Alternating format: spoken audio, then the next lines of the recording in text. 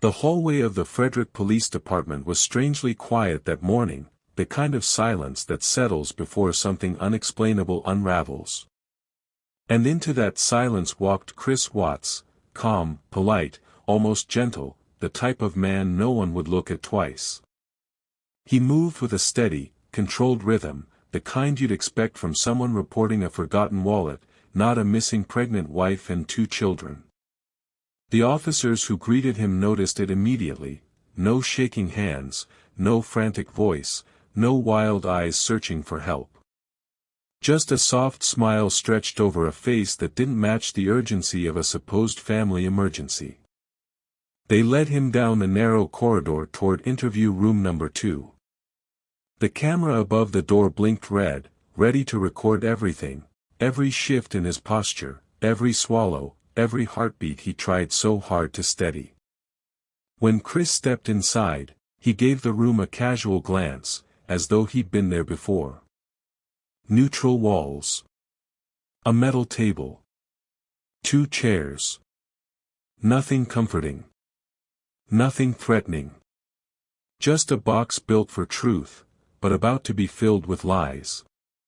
He sat down slowly, folding his arms on the table, tapping his fingers in a rhythm only he seemed to understand. The detective entered moments later, notepad in hand, eyes already studying Chris's breathing, the pattern of his blinking, the stiffness in his smile. The first question was simple: tell me what happened. It should have opened the floodgates of panic, but Chris spoke like he was reading from a script, rehearsed, smooth, and painfully controlled. He described waking up, leaving for work, and discovering that Shanann, Bella, and Celeste were simply gone. No struggle. No sound. Just vanished. But even in these early moments, the room felt colder than the air conditioner could explain.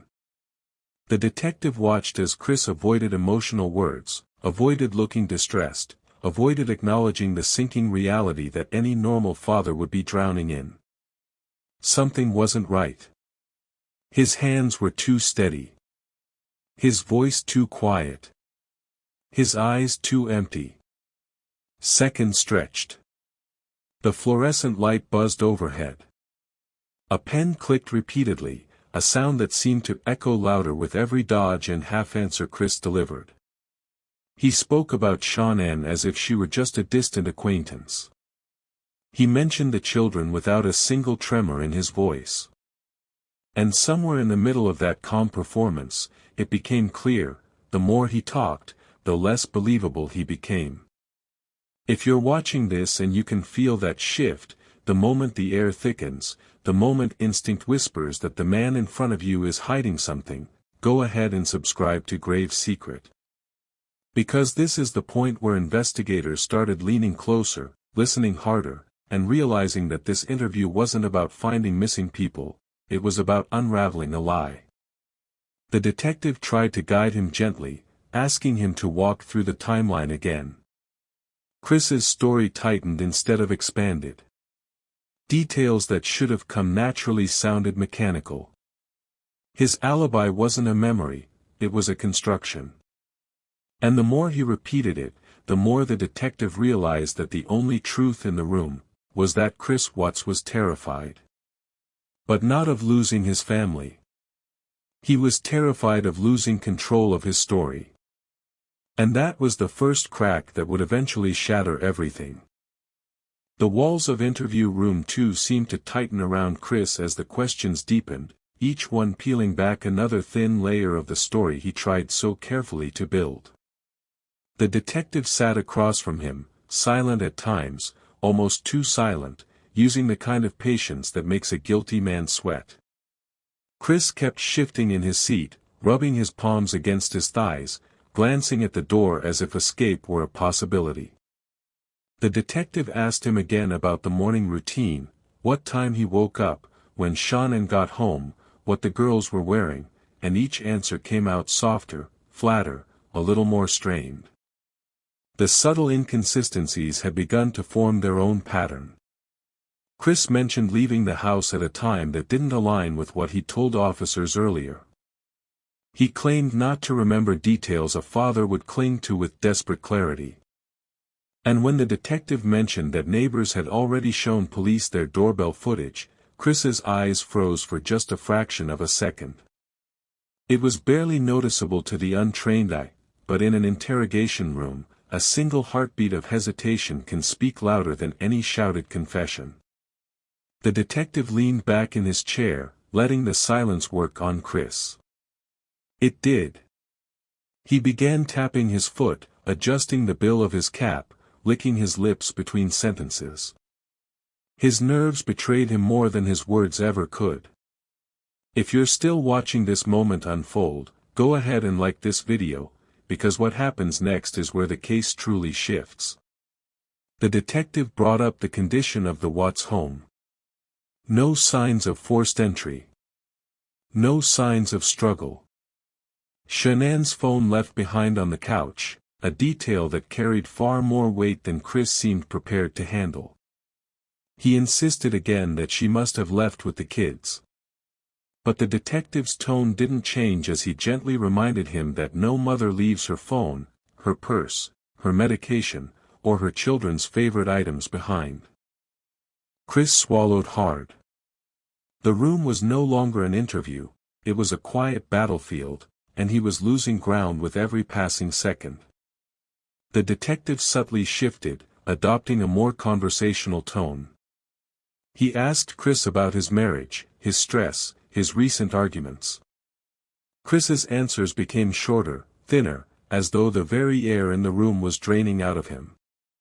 He tried to redirect, tried to mention how Shannon traveled a lot, how things were fine, but the detective's nods were slow and deliberate, encouraging him to keep talking, knowing the truth was nowhere in the words he chose. Minutes passed like hours. Every question, every small inconsistency, every flicker in Chris's expression added weight to the suspicion tightening around him.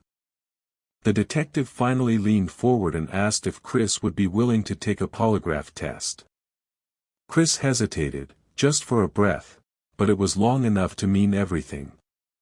He nodded, though his shoulders stiffened and his eyes dropped to the table.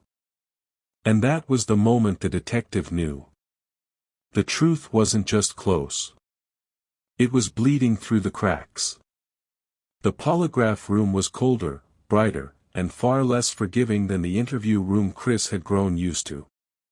He walked in with that same forced calm, but his steps were slower now, his breathing heavier, as if every inch of the room pressed down on him. The examiner greeted him with a warm smile, too warm, almost disarming, and Chris tried to match it, though the edges of his own smile trembled. He sat in the chair, stiff-backed, as the examiner wrapped the thick black strap across his chest, tightening it just enough to make him aware of every breath he took. Small sensors were placed on his fingers, cool metal against shaking skin, and an inflatable cuff squeezed around his arm, pulsing with every beat of his unsteady heart. The examiner spoke gently, explaining each part of the test, assuring Chris that honesty would make everything easier.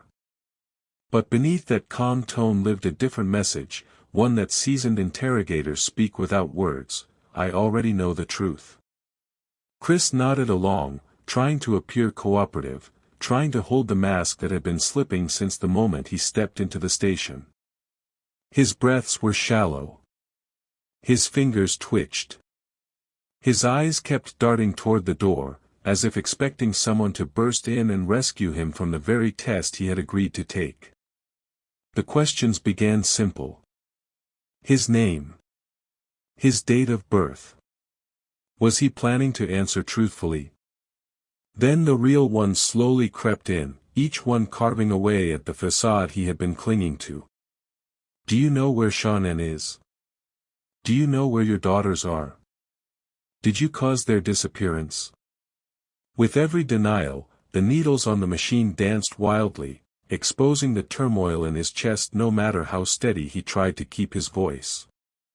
The examiner noticed everything: the tightening jaw, the swallow that took too long, the way Chris inhaled whenever a question came too close to the truth he had buried inside himself. Minutes stretched into an hour. The silence between questions was worse than the questions themselves. Chris could hear his own heartbeat hammering through the cuff, feel sweat gathering at the back of his neck. If you're watching this, go ahead and subscribe to Grave's Secret, because this exact moment is where the story begins to shift beyond anything anyone expected. When the test finally ended, Chris exhaled like he had been underwater. The examiner removed the sensors slowly, almost with sympathy, and then sat across from him, hands folded calmly. Her voice was soft, but the words cut through him like ice. "Chris, you failed the test." She paused, letting the weight crash down on him. "And you didn't fail by a little. You failed miserably." Chris froze. His eyes glassed over, his lips parted slightly, and for the first time since walking into the police department, he looked genuinely afraid. Not of what happened to his family, but of what was about to happen to him. The mask wasn't slipping anymore. It was breaking. The air inside interview room 2 felt heavier when Chris walked back in after the polygraph. The door shut behind him with a soft click that echoed far louder in his mind than it did in the room. He sat down again, shoulders caved inward, his hands clasped so tightly his knuckles turned white. The detectives entered moments later, not with accusations, not with raised voices, but with a calmness that carried far more weight. They took their seats slowly, their posture relaxed, but their eyes sharp with the kind of certainty that only comes after watching a man fail a test he claimed he would pass. They explained the results gently, almost kindly. The examiner's words were repeated, and every syllable seemed to chip away at Chris's defenses. "You didn't just fail, you failed badly." He nodded, blinking rapidly, his face blank as if he were trying to process a world he no longer controlled. His breaths grew shallow. His fingers twitched. He opened his mouth to speak, then shut it again. Lies were getting harder to reach for. Harder to hold. The detectives didn't push. Not yet. They let the silence fill the room, let it squeeze around him like an invisible hand tightening at his throat. Minutes passed, and then they used a tactic that had broken countless suspects long before Chris ever stepped into that room. They asked if he wanted someone to be with him. Someone he trusted. Someone who could help him talk. Chris hesitated, just a slight turn of his head, just a flicker of something in his eyes, and whispered, "My dad." The detectives nodded, stepped out, and arranged it. When the door opened again, Ronnie Watts walked in, looking confused, worried, and completely unprepared for what his son had been hiding behind that calm mask. Chris lifted his head, and for the first time all day, he looked small. Vulnerable. Almost childlike. His father sat across from him, leaning forward, eyes searching his son's face for answers he prayed he would never have to hear. Chris's voice cracked as he began to speak, not in full sentences, not even in coherent claims at first, just fragments of a truth he was terrified to let out. He blamed Shannon. He said he reacted. He painted himself as a man who snapped, who lost control, who wasn't responsible for everything. But the moment his father whispered, "Chris, what are you telling me?" the lie began to take shape. The detectives returned quietly, letting the confession hang between father and son like a storm cloud about to burst. If you're still here watching this moment unfold, go ahead and like this video, because this is the part where everything Chris fought to hide begins to fall apart. The detective sat down, calm and collected, and carefully guided him through his story, knowing that his version didn't match the evidence waiting outside that room. Chris's breathing grew heavier. His shoulders shook.